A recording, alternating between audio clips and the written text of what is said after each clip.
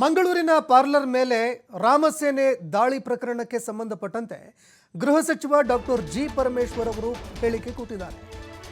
ಈ ಘಟನೆಗೆ ಸಂಬಂಧಪಟ್ಟಂತೆ ಗೃಹ ಸಚಿವರು ಪ್ರತಿಕ್ರಿಯೆ ಕೊಟ್ಟಿದ್ದಾರೆ. ಯಾವ ಉದ್ದೇಶಕ್ಕೆ ಈ ದಾಳಿ ಮಾಡಿದ್ದಾರೆ ಅನ್ನುವಂಥದ್ದು ಈವರೆಗೂ ಕೂಡ ಗೊತ್ತಿಲ್ಲ. ನೈತಿಕ ಪೊಲೀಸ್ಗಿರಿನ ಅಥವಾ ಅನೈತಿಕ ಚಟುವಟಿಕೆ ನಿಜವಾಗ್ಲೂ ನಡೀತಾ ಇತ್ತ ಅಥವಾ ಏನಾದರೂ ದುರುದ್ದೇಶವನ್ನು ಇಟ್ಟುಕೊಂಡು ಈ ರೀತಿಯಾಗಿ ದಾಳಿ ಮಾಡಿದಾರಾ ಅನ್ನುವಂಥದ್ದು ಉದ್ದೇಶ ಗೊತ್ತಾಗಿಲ್ಲ. ಕಾನೂನು ಪ್ರಕಾರ ಕ್ರಮಕ್ಕೆ ನಾನು ಸೂಚನೆ ಕೊಟ್ಟಿದ್ದೀನಿ. ಇಂತಹ ಕೃತ್ಯಗಳು ನಡೀಬಾರದು. ಪ್ರತಿಯೊಬ್ಬರಿಗೂ ಕೂಡ ಕೆಲಸ ಮಾಡಿಕೊಳ್ಳುವಂತಹ ಹಕ್ಕಿದೆ. ಇನ್ನು ಯಾರೂ ಕೂಡ ಕಾನೂನನ್ನು ಕೈಗೆ ಎತ್ಕೊಳ್ಬಾರ್ದು. ಏನೇ ಅಕ್ರಮ ಚಟುವಟಿಕೆಗಳು ನಡೆದರೂ ಕೂಡ ಅದಕ್ಕೆ ಸಂಬಂಧಪಟ್ಟಂತೆ ಇಲಾಖೆ ಕ್ರಮ ಕೈಗೊಳ್ಳುತ್ತೆ ಅಂತ ಡಾಕ್ಟರ್ ಜಿ ಪರಮೇಶ್ವರ್ ಹೇಳಿಕೆ ಕೊಟ್ಟಿದ್ದಾರೆ.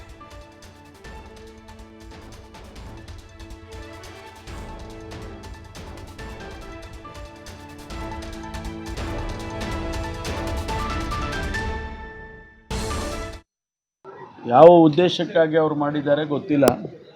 ಅವ್ರನ್ನ ಇಮಿಡಿಯೇಟಾಗಿ ಅರೆಸ್ಟ್ ಮಾಡಿ ಅವ್ರ ಮೇಲೆ ಕಾನೂನು ಪ್ರಕಾರ ಕ್ರಮ ತಗೊಳ್ಳಿ ಅಂತೇಳಿ ಸೂಚನೆ ಕೊಟ್ಟಿದ್ದೇನೆ. ಏಕೆಂದರೆ ಇಂಥದ್ದೆಲ್ಲ ನಡಿಬಾರ್ದು. ಅವರವರು ವ್ಯಾಪಾರ ಮಾಡ್ಕೊಳ್ಳೋದಕ್ಕೆ, ಅವರವರು ಕೆಲಸ ಮಾಡೋದಕ್ಕೆ ಅವರಿಗೆ ಹಕ್ಕಿದೆ. ಅದರಲ್ಲಿ ನಾವು ಕಾನೂನನ್ನು ಕೈಗೆತ್ತಿಕೊಳ್ಬಾರ್ದು ಯಾರೂ ಕೂಡ. ಒಂದು ವೇಳೆ ಅವರು ಯಾರು ಅಂಥೇಳಿ ನಾವು ಈಗ ಐಡೆಂಟಿಫೈ ಮಾಡ್ತೀವಿ ಮತ್ತು ಅವ್ರ ಮೇಲೆ ಏನು ಕ್ರಮ ತಗೋಬೇಕೋ ಪೊಲೀಸ್ನವ್ರು ತಗೊಳ್ತಾರೆ. ನಾವೇ ಕಾನೂನು ಕೈಗೆತ್ಕೊಳ್ಳೋದು ಸರಿ ಇಲ್ಲ.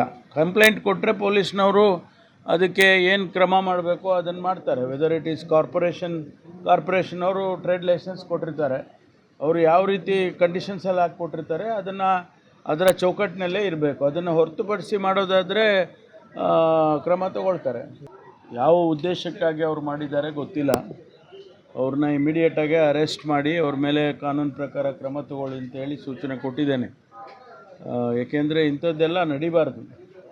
ಅವರವರು ವ್ಯಾಪಾರ ಮಾಡ್ಕೊಳ್ಳೋದಕ್ಕೆ, ಅವರವರು ಕೆಲಸ ಮಾಡಿ